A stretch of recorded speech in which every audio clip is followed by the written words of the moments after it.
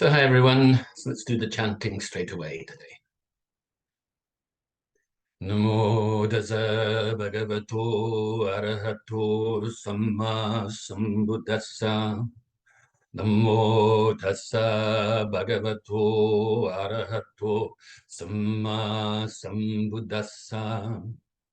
Namo Tassa Bhagavato Arahato Samma Sambuddhassa.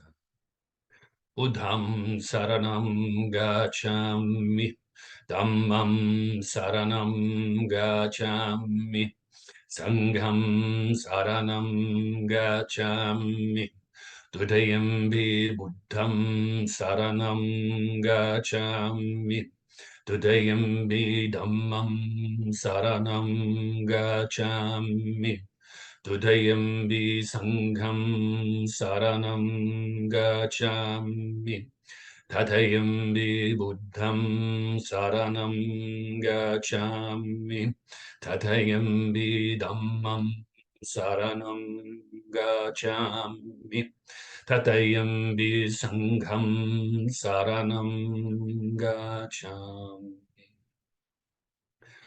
Namo Buddhaya, Namo Dharmaya, Namo Sanghaya, Namo Buddhaya, Namo Dharmaya, Namo Sanghaya, Namo Buddhaya, Namo Dharmaya, Namo Sanghaya. I take refuge until I am enlightened in the Buddha, the Dharma, and the Sangha. Through the positive potential I create by practicing the 6 paramitas, may I soon attain enlightenment in order to benefit all sentient beings.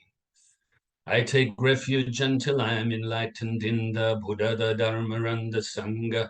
Through the positive potential I create by practicing the 6 paramitas, may I soon attain enlightenment in order to benefit all sentient beings.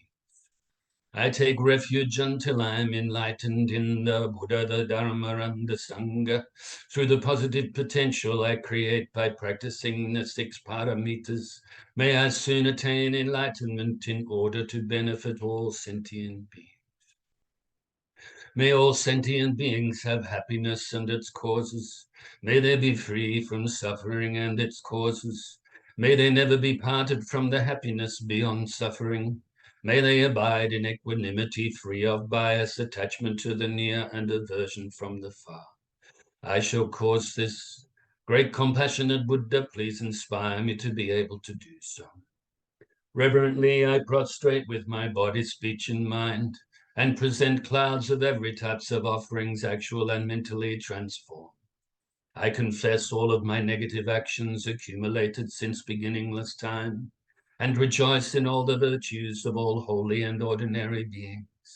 Please remain until cyclic existence ends, and turn the wheel of Dharma for all sentient beings. I dedicate the virtues of myself and others to the great enlightenment. However innumerable all sentient beings are, I vow to save them all. However inexhaustible my delusions are, I vow to extinguish them all. However immeasurable the Dharma teachings are, I vow to master them all. However endless the Buddha's way is, I vow to follow it completely. Om Mani Padme Om Mani Padme Om Mani Padme Kayata Gati Gati Para Samgati Bodhisu. Kayata Gati Gati Para Samgati Bodhisu. Kayata Gati Gati Para Samgati Bodhisu. So now time for some meditation. Initially, we will meditate to release the tension from the body and therefore also the mind. So a nice comfortable position for yourself and bring your mind inside your body. Starting from the tips of the toes, work your way up your leg, your shoulders, down to the tips of your fingers, then back up to the top of your head. So let's take a few moments to do this now. As you focus on an area, let's say, for instance, in the beginning, it's your feet, you release the tension from that area and then work your way through the body.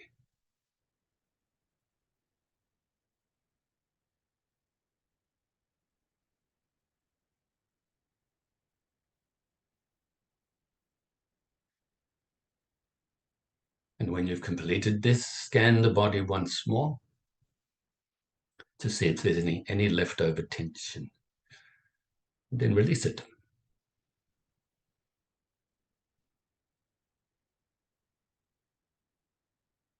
And now bring your mind initially to the tip of your nose and follow the feeling of the breath as you breathe in your nose all the way into your lungs and then back out your nose again. Breathing in, breathing out, and focusing on it. Placing your mind on this feeling of the breath. Breathing in, breathing out. If you like, you can also count the breaths from 1 to 10. And if you get distracted counting towards 10, then go back to 1 at that time. This is just a little bit of an extra technique to keep your mind on your breath. If thoughts arise or any mental activity arises, don't cling to it, grasp at it, try to forcefully push it away or deny it. But simply and naturally replace your mind back onto your breath. At that time, let go of any mental activity that arises by replacing your mind onto your breath. And if your mind starts to become dull or sleepy, then wake it up a little by replacing your mind on your breath more brightly. So let's practice like this in silence for a few minutes.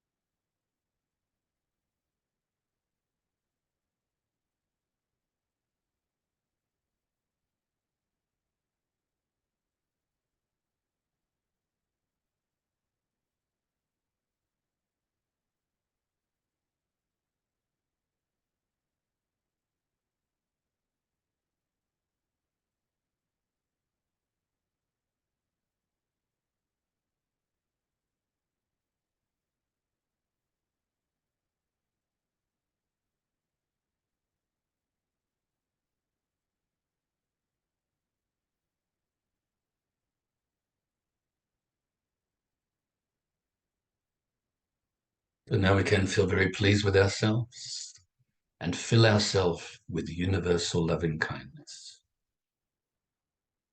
utilizing the visualization of white light or white nectar, filling your whole being. Or if you find that difficult, or you don't want to do that, then just go with the feeling of this universal loving kindness, filling your whole being.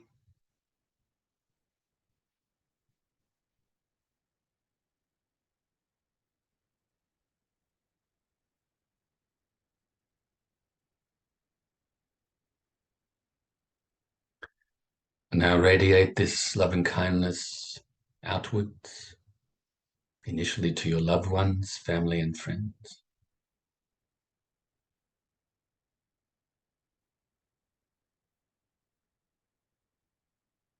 And further still to strangers,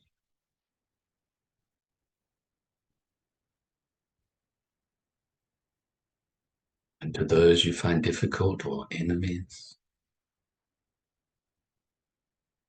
Filling these three different types of people from your own perspective with this universal loving kindness, and having the wish that they have happiness and its causes.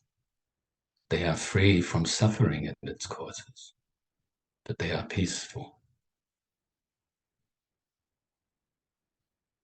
And now let's radiate the loving kindness out further distance-wise, initially around your immediate area, to all living beings, the ones that live on the land,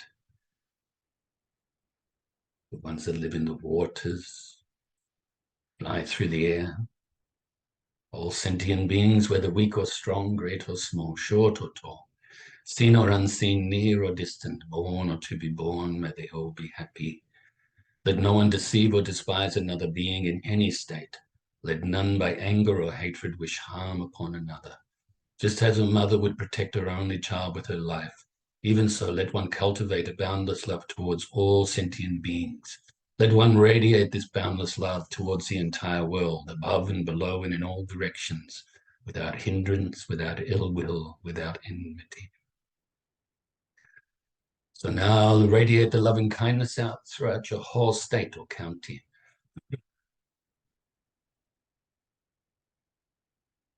And other states and counties throughout your whole country.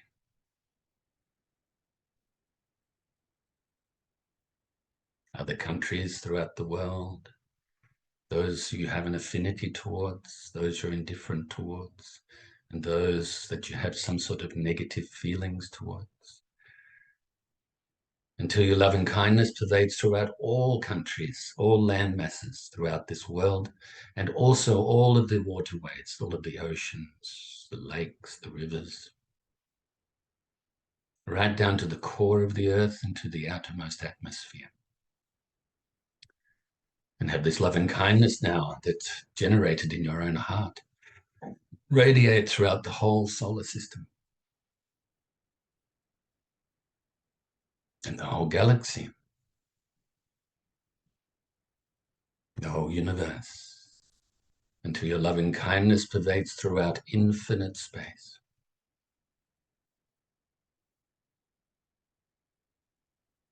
So maintaining this meditative, loving and kind mind, we will now switch techniques to the giving-taking meditation to develop more and more compassion. So first of all, bring to mind all of the difficulties that others experience and have the wish to free them from these difficulties and sufferings. Take them upon yourself and free the other living beings. While freeing them from their sufferings, you're also working your way, chipping away, eventually eradicating your ego or self-centeredness. And as you give them all of your happiness and goodness and so forth, you are making them happy, and at the same time decreasing and eventually eradicating your attachments and aversions. So we are working to uproot the three poisons.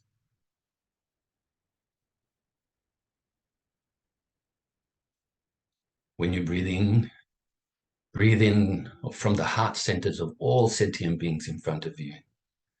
Breathe in the black smoke. So the black smoke leaves their heart center, enters into your heart center and melts away all of your ego, self-centeredness. As you breathe out, white light leaves your heart center and enters into the heart centers of innumerable beings, giving away all of your attachments and aversions, everything actually you find pleasing, all of your merit, all of your good karma, and making them happy. So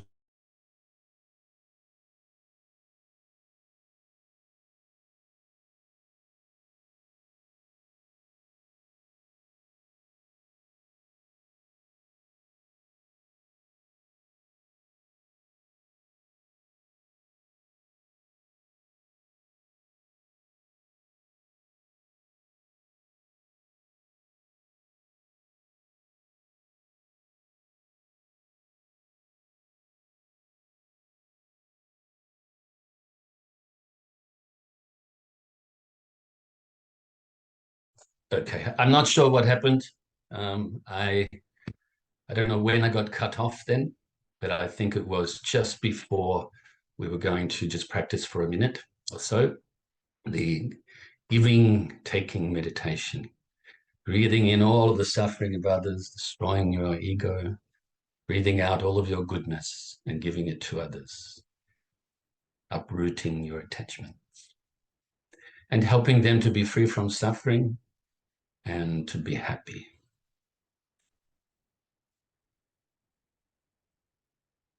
So hopefully we won't have another moment like that.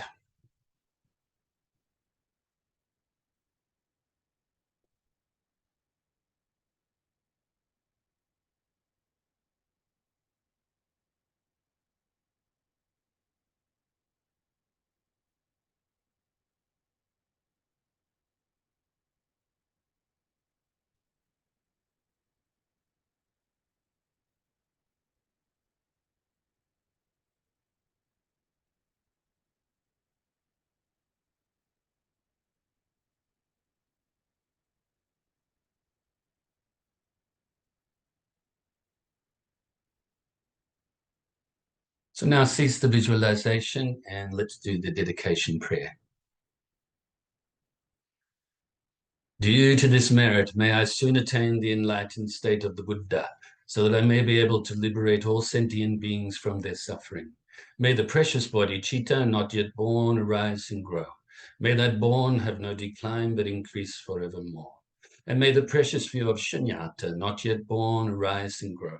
May that born have no decline, but increase forevermore. And so I just let you know if it does, if the internet does play up again, just hang about and I'll get back on, because what just come up on my screen then was the Wi-Fi is unstable. I don't know why. I'm right next to the box here, but the weather here is very cold, rainy, a little bit windy as well. So maybe that has to do with it at the moment. Okay, so let's hopefully it doesn't do it. We've got another 20 minutes or so to go. So hopefully it will be nice to us for 20 minutes minimum. So I don't know how long you last. I mean, don't have to answer me. I don't know how long you lost me for there, but I was lucky that I actually had my eyes open at the time. Otherwise, I would have just kept going, giving the instruction and nothing, you guys not hearing it or seeing it. Okay, so we're up to the third verse in our commentary on the 8 verses of thought transformation. So that verse is, the moment a disturbing attitude arises, endangering myself and others, I will immediately confront it and avert it, or words to that effect, basically. I should do it correctly, because they're the words we're working off. The moment a disturbing attitude arises, endangering myself and others, I will firmly confront and avert it. So pretty much right. Okay, so this is kind of like the crux of the Dharma practice, isn't it? Purifying the mind, knowing what to adopt and what to abandon in relation to our body, speech, and mind, especially the mind. Obviously, we adopt the good qualities. We adopt knowing, wisdom. We adopt compassion, loving kindness. We adopt equanimity, which was the last verse was about mainly. And we abandon ignorance, abandon attachment and aversion, and also abandon arrogant pride, abandon uncertainty, and abandon wrong views. They're the 6 root afflictions or 6 root delusions that I just mentioned to you. The 3 poisons of ignorance, attachment, and aversion, and then the other 3 on top of that. Of course, they then give rise to the 20 secondary afflictions, which I won't enumerate. We've already spoken about them in the past. Anyway, I did enumerate. I won't give explanation is what I'm actually meaning, okay, of those guys. I won't mention them. And you can look back at previous classes when we had the commentary on the Eightfold Path, or you can Google, have a look on the internet. And if there's any questions, you can shoot me the questions in relation to any particular one or ones, okay? And then, of course, these 26 mental afflictions then give rise to all of the other mental afflictions. So if we can uproot the root, uproot the ignorance eventually, but right now chip away at the attachments, the aversions, and so on and so forth, then the other ones won't arise at that time, okay? Or any time. So let me just have a look at my notes. In all actions of my body, speech, and mind, I will check my mind. I will observe my mind and examine my mind. Of course, our mind is always active, isn't it? Yeah, we can still the mind, but still, right now we have a relative existence. So that means that we should be checking our mind always, or at very least often. If we are checking it always, that means we've already practiced a lot, and that we have now habituated our mind this way. So whenever any negativities arise, we let it go. That time. We have a good state of mind, we're aware of it. We keep it, we nurture it, and so on. But I think right now we are fluctuating a little bit. So we need to remind ourselves to often check our mind, especially check the mind from the negative emotions and the mental afflictions, okay? So the moment some negativity arises in the mind, we will confront it at that time. Really be honest to ourselves, really look at it and say, this isn't somebody else's problem, even if somebody has created negative conditions for us on the outside. This isn't their issue. This is my mind. My habitual tendencies right now is to react a certain way. Recognize it. It's a really good thing to know this. It's almost like the best thing in the world in a relative sense, isn't it? Knowing when we can stop causing suffering for ourselves and then doing it. It's fantastic. And then, of course, it's much easier for the good qualities to be developed or generated and developed. So when we have more good qualities, then, of course, those faults or those mental afflictions are not there at that time. So you see how they help each other.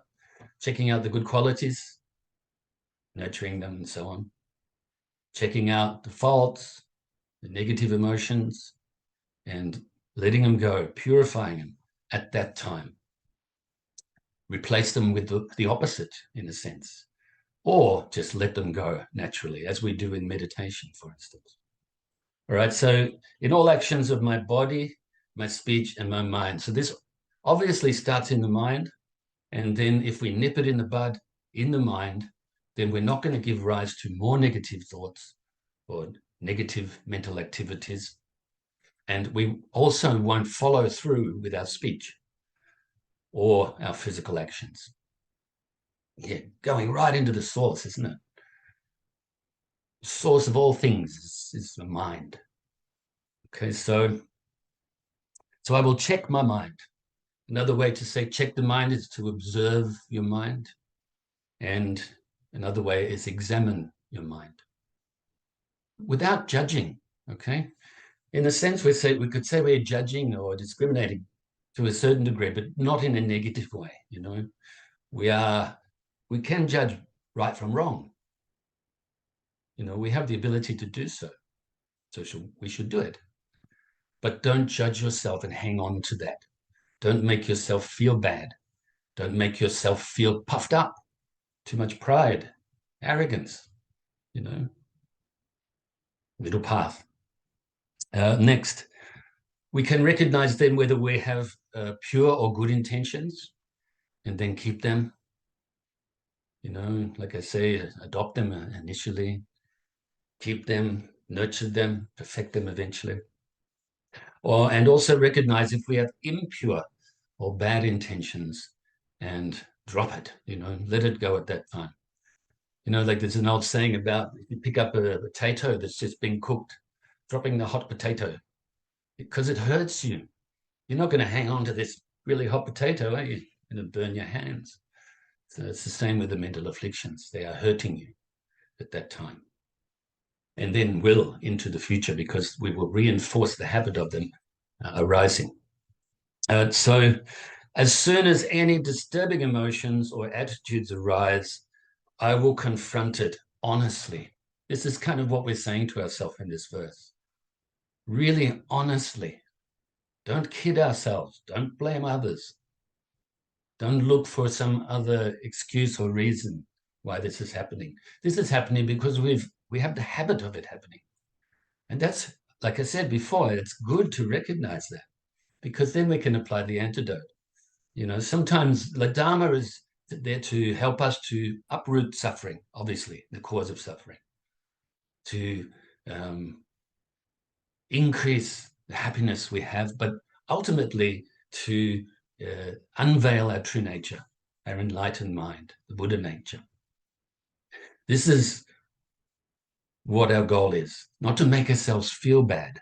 But in saying that, we have so many lifetimes, for so many lifetimes, reinforce these habits. So you can't just expect it to be that easy straight away. We're going to be confronted with some bad intentions, some negative attitudes, and we've created this. Be courageous and look at it that way. See it. And be joyful in this, even on occasions when you wake up a little bit more and you say, oh, hang on a minute. I thought I was over that. I thought, you know, one day you may get angry or something and you think, oh, I thought I'd sort of dealt with that anger. You know, I remember years ago myself, you know, working with the mind or training the mind and, you know, being in the temple and being a teacher for a long time. And then came back to Australia. And unfortunately, after, you know, I was doing some music work and I came home late one evening after doing 2 shows. And I didn't bring my best acoustic guitar, or I didn't need to bring my electric guitar. And so I left them in the place I was renting that I just moved into. And I came back and the place had been broken into. And my guitar, the really old one, which apparently was worth something like $10,000 minimum at that time, collector's item almost. And the electric guitar was a custom-made electric guitar.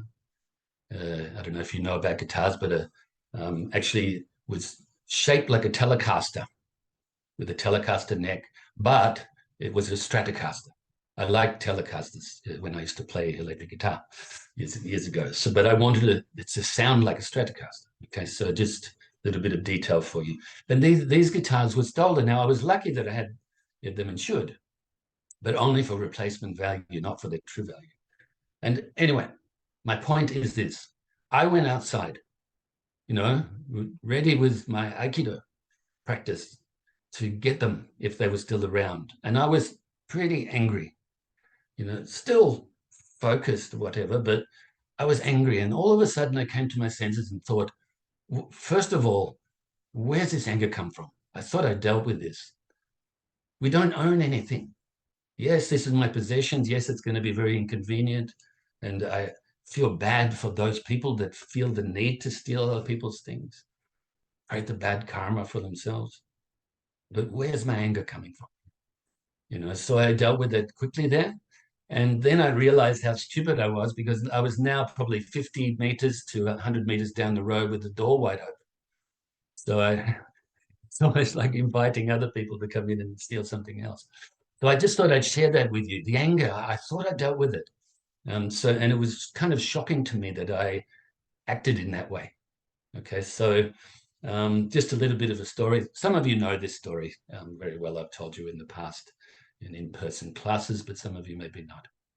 All right, so just be courageous and look at your mind, so that we can purify the mind whenever some negativities arise.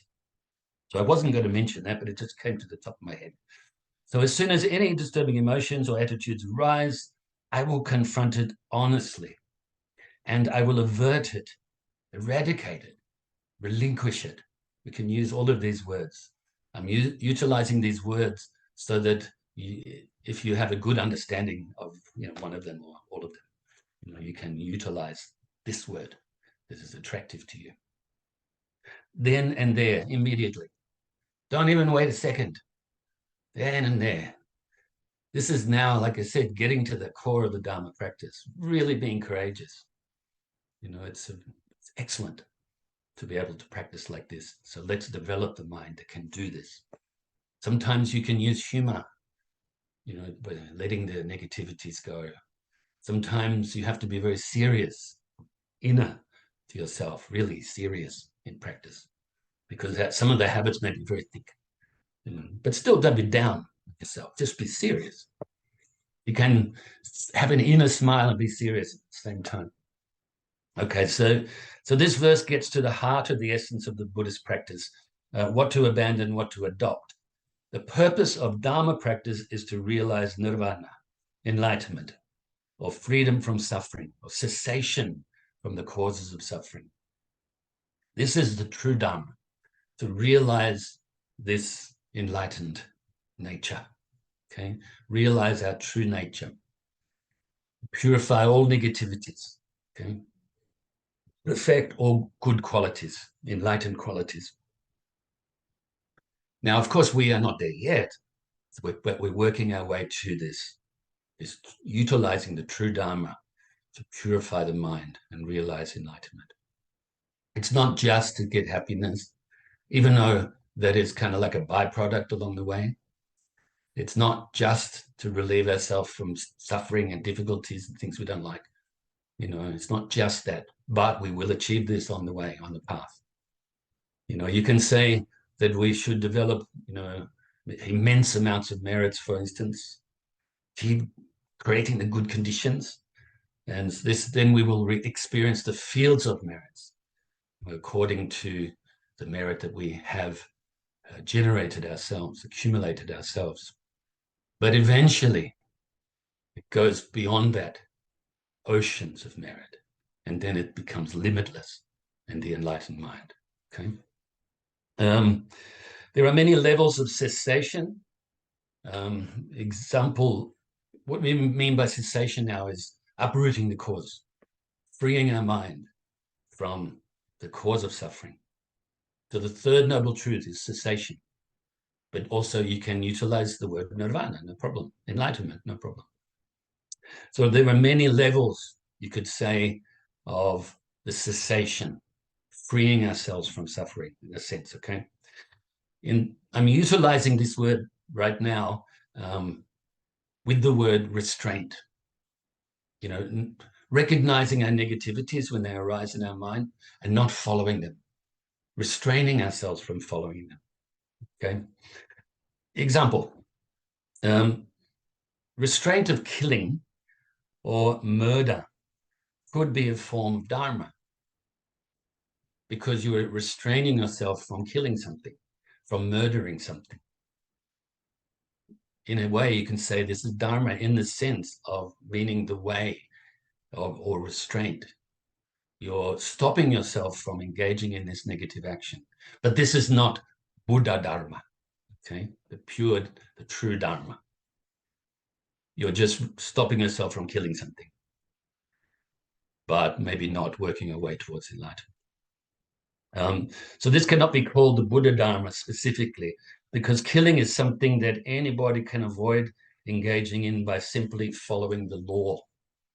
You know, the law tells you don't kill people. And so if you follow the law, you're not going to kill. That's not really Buddha Dharma, is it? I'll say often that if you're moral, if you look after your mind and restrain any negativities that may arise, stop them, nip them in the bud at that time. Stop yourself from following through on any mental negativities with your speech and your physical actions. At that time, you really are practicing the Dharma. You know, at that time, you don't need to know the law. The Dharma, the morality, the Sila, this actually supersedes whatever laws are made by human beings. But of course, you should know the law for wherever you live, so that you, first of all, don't break the law, or secondly, you can actually know which ones you can actually break. What I mean by that now is, for instance, if somebody is not well, you need to get them to a hospital, then you can break the speed limit to do it, you know, something like that. I mean, the law says you can't go more than 100 kilometers an hour on the freeway, or 60 miles an hour on the freeway, but you can if you're looking to save someone's life, for instance. Just a very obvious example. Two of those things I mentioned there. Okay, the first one that talks about the killing is a form of restraint in a sense. That was actually example by His Holiness the Dalai Lama that I embellished slightly. Okay, just shortened it a bit. And also the example about knowing the laws of the land, so that you know which ones you can break, is also from Dalai Lama. Okay, so I'm sure His Holiness won't mind me pinching a couple of his very poignant teachings for the day, for today's class. So that'll do for today. I know we're under a minute. Almost got a page done, which is good. So the essence of the Buddhist practice is to purify the mind, to work our way towards attaining what we call enlightenment. So I hope you've enjoyed today's class. Sorry about the interruptions before, but I can't do anything. I have no control over this beast that we call Wi-Fi or internet, whatever. I rejoice in your goodness as always. Please look after yourself mentally and physically. Namo Buddhaya.